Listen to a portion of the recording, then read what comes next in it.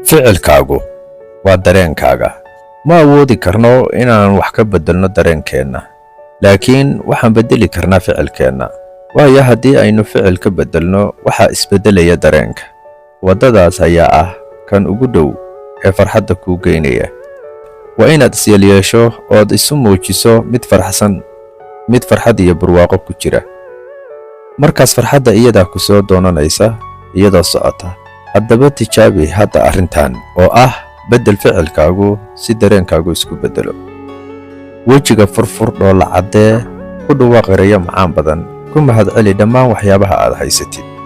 markaa fiiri sida dareenkaasi isu beddelo. haddii aad faraxsan tahay oo aad muujisid farxadda, iyada ayaa ku soo doonanaysa. sababtoo ah farxaddu waxa ay timaadaa meeshii farxaddi taallo. nin la odhan jiray William James oo caan ku ahaa cilmiga nafsiga wuxuu yidhi, waxaad mooddaa in dadku aaminsan yihiin in ficilku ka dambeeyo dareenka, laakiin sida runta ahi ficilka iyo dareenku waa wada socdaan, isku mar bayna dhacaan. taas oo ah haddii aan ficilka xukumo isla markaana aan si dadban uga adkaanayno dareenka, ficilku wuxuu u hoggaansan yahay rabitaankeenna ama amarkeenna. markaan ficil samayno waxaa raacaya dareenkii isla markiiba. fikirka wanaagsan. u fikir si wanaagsan, wax kasta ka fiiri dhanka wanaagsan, wax kastana ka filo khayr iyo wanaag. waad heli doontaa sababtoo ah Ilaahay wuxuu leeyahay subxaanahu wa tacaala, addoonkaygu khayr iyo wanaag hadba kuu iga fisho ayuu iga helaa. dareenka rajo xumo muujiya waa iyadoo qofku dareennadiisa caadiga ahi ay weheliso rajo xumo, wax kastana ka eegaya dhanka xun negatifka.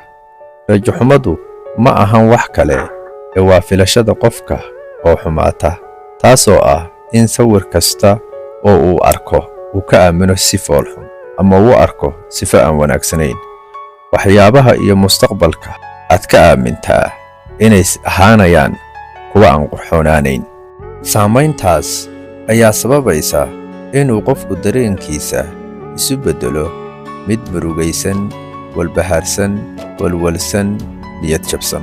dhinaca aad ka fiirisid ayay maskaxdaadu oggolaanaysaa. waxa wanaagsan ayaa noqon kara wax xun. haddii aad ka eegto dhinaca mugdiga ahi, waxa xun ayaa noqon kara wax fiican.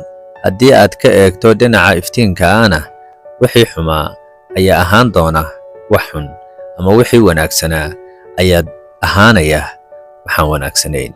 laakiin waxa muhiim ah mar kasta maskaxdaadu inay u shaqayso si positive ah oo wanaagsan, iyada oo filashadaadu ay ahaanayso mid qurxoon oo dhammaystiran.